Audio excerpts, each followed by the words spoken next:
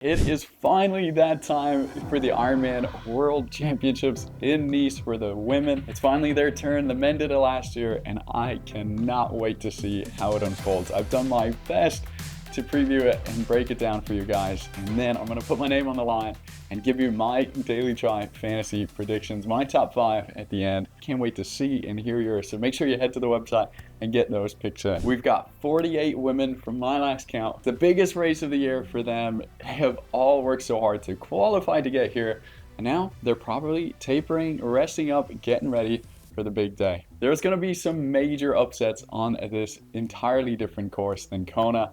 There's going to be good ones, and there's going to be some bad ones that we just can't predict. The big question mark is around Lucy Charles-Barclay. Can she defend her title? Remember, she wasn't even supposed to be racing here. So let's go through it, swim, bike, and run. And by the end of it, you'll know who I think is going to win and whether it will be Lucy or not. I'm going to use the 3 clues of Kona last year, how these athletes have been doing throughout this year, as well as rewinding and using some of what we saw in the men's race to break it down. So first off, the swim. Super interesting U-shaped swim that we saw last year at the men's race. There's a lot less swell and current than we usually see in Kona. It's also said to be a little more buoyant than Kona, but because of the lack of swell currents that you might see there, expect the race to be about a minute faster here on the swim. Also expect it to be non-wetsuit. At the front of the swim, we know Lucy will be there. That one's the easiest thing to predict in this whole race. But will anybody try to go with her? Lucy's start of the swim is one of her strengths. It's one of the cards that she can play in a race. It doesn't really affect her that much. It's not even a big risk, but for everyone else, it is a bit of a risk to try and go with her. She's that fast at the start of a race. If anyone can do it though, it would be Rachel Zelinskis, Lottie Wilms, Lauren Brandon, or Rebecca Clark. Those are the next strongest swimmers in the field, but most likely, like they were in Kona last year, they'll make up that first swim chase back. And that's where I think the biggest question will be, like, who else can make that swim pack? Is anybody gonna surprise us? I think somebody who didn't make it last year in Kona, who definitely will be Fenella Langridge. We haven't seen too much from her this year. She was one of the favorites for the Pro Series when that was set up, but she's still yet to really shine. The other one who I think could definitely make it and would be a huge thing if she does, and that's Indy Lee. On her best day, she's definitely in this league of swimmers, and this could give her a serious leg up on the other strong favorites coming from behind. Otherwise, I could see Hannah Berry, who's a bit of a dark horse for this race. I want you to keep an eye out on. She won Ironman Cairns back in June with a phenomenal performance. And actually, one of the things she said she wished she could have done at that race and what she was aiming for was to swim with the likes of Lauren Brandon and Lottie Wilms, who are in that race.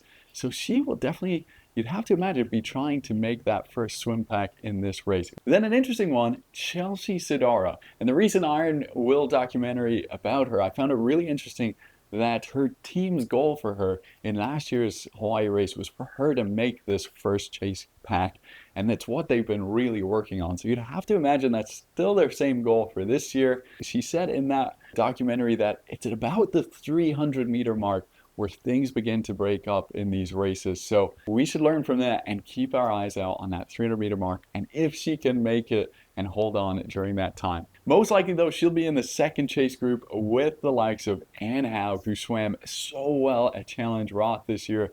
She will definitely be in this group. Kat Matthews, she's swimming really well right now. She'll definitely be there. And then the big question mark about this group for me is Laura Phillip.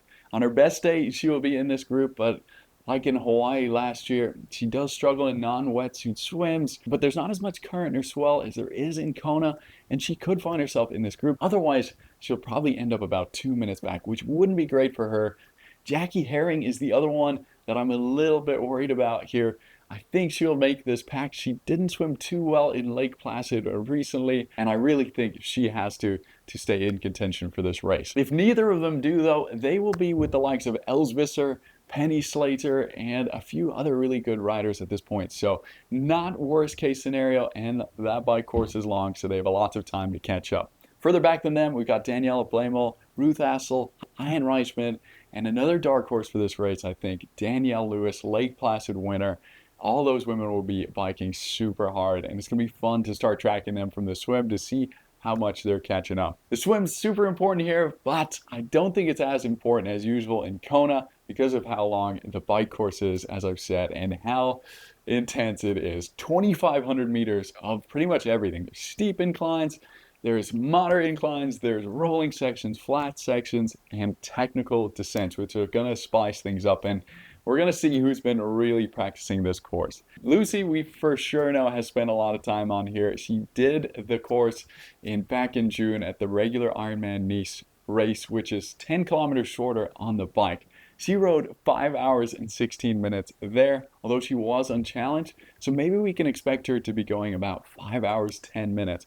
That's 30 minutes more than a usual women's Ironman bike split. Could be upwards of an hour because of how much they struggle on these climbs. And that gives so much opportunity for gaps in the field. And as Sky Monch was saying in the Pro Tri News podcast, she thinks this is why fortune will favor the bold at this race. Those who are willing to really put the power down and take risks, like Sam Laidlow did last year. The first part of this race, it's about 10 kilometers flat. I think it's super important section for women to get organized, make sure they're with the right people, because from outside of that 10 kilometers, the climbing begins and it starts very steep. And this was where things could get messy. And where Max Newman on the broadcast last year said this was the most important part of the race. And shortly after, that's where Sam Laidlow made his big attack for about the next 30 kilometers, where he broke away from Clement Mignon and put most of the time into the athletes behind him, even the likes of Magnus Ditlev. So will any women follow that suit and really attack the beginning of this bike course and break away?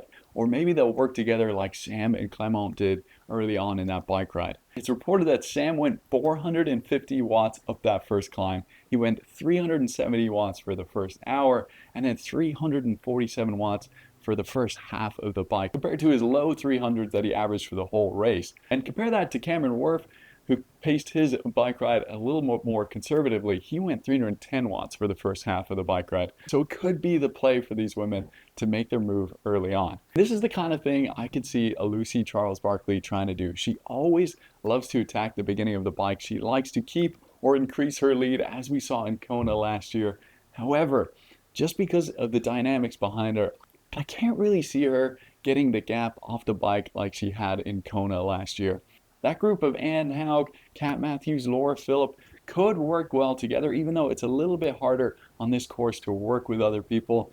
But I think it will really help. The one thing that could hinder them, though, is they'll probably catch up to that first chase group off the swim right away, and it could get messy. And remember, don't forget about penalties at your peril. They always seem to pop up at these big races. We've seen it time and time again.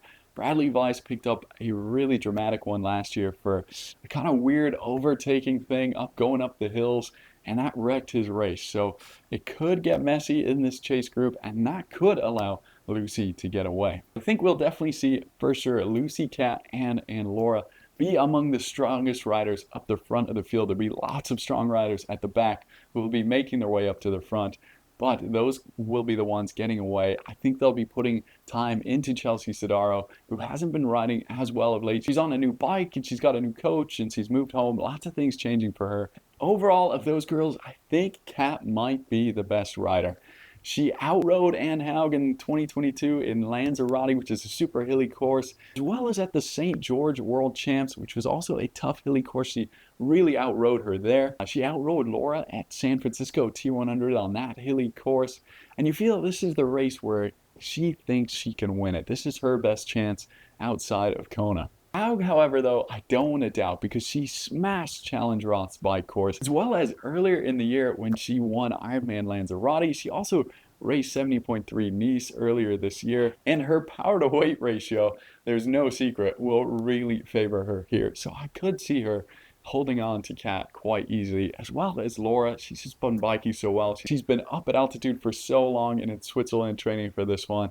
I really could see those three going all the way to the finish. And I think the separation between those three could come right at the end. It's where Sam Laidlow picked up the second most amount of time during that race, right at the end during the technical descents, coming back into Nice, where a lot of women might be getting tired. I think it's where the big gaps will start to open up, and I think it's where the women coming from further behind on the swim could really start to influence this race and come into their own and start fighting for those top 10 positions. I think this is where we'll see also a couple women take some risk and try and be brave. I could see Kat being the one to do something like that. We saw Sam Lalo taking risks, getting close to barriers. We heard Cameron Worth ended up in the ditch that not many people knew about. So it could be pretty treacherous, but hopefully everyone stays upright. But it could be a chance for a couple of these women to make a move on other athletes who might be just settling down and getting ready for the run. Then the run, and this is where it really becomes a race between the 5 big names of the race, I think. Lucy, Kat, Anne, Laura, and Chelsea. After such a long time on the bike, anything could happen. First off, let's talk about Lucy, who just turned 31 years old, by the way. She had her best marathon back in that June Nice race. She ran a 2:50, pretty much spot on. Although that course was about 1K short, they said, and she's carrying that little niggle, we don't know how it is, off of London T100 where she had to pull out of that race. My guess she'll run in between that 2:50 and 2:54. And by my calculations, she will have to come off with about a 7 to 9 minute gap to hold off Anne Haug, because Anne is definitely the best runner in this field. 2:38. Pretty much 2:39 in Roth speaks for itself. Kona Marathon world record holder. She is unbelievably consistent, and I think she'll go about a 2:44 here off of that tough bike course. Then I think it's a really interesting battle between the 3, Kat Matthews, Chelsea Sodaro, and Laura Philipp. Kat Matthews, 2:49 PB marathon, but she always keeps getting stronger. She hasn't been able to show what she can do on the World Championship stage on the run. She had to pull out of Hawaii. Chelsea Sodaro, well, she ran a 2:51 in Hawaii when she won that race. She's super consistent over the marathon. She always paces the bike well to run well. So I think she might have the upper hand over these 3. Laura Philipp, though, does have the best PB marathon, 2:45 in Hamburg, and she has been really eyeing this race since the get-go. So I think Chelsea will go just a little bit quicker here than those 2, about a 2:47 run. Kat and Laura, I think they will go neck and neck as we saw in London. 2:48 would be my guess for them. Where does that leave us? But first, real quick, some others to watch on the run. Can't forget some of the other ladies. Indy Lee's run, I think it's going to be super interesting here. Off of wherever she ends up at the bike, her run is pretty much unknown at this distance. She hasn't raced it too much. If she runs sub-3, she could really put herself in contention for a top 5. Jackie Herring, well, we saw what she did in Hamburg. Her run could be everything for her race here and for that pro series. Guru Freides Loralde, Kylie Simpson, those are 2 of the other best runners in the field who will make up at least 5 to 10 positions on the run. So track their names if you want to have some fun. But moving on, finally, to my predictions. What I'm putting in Daily Tri Fantasy after so much deliberation and back and forth. First off, number 5.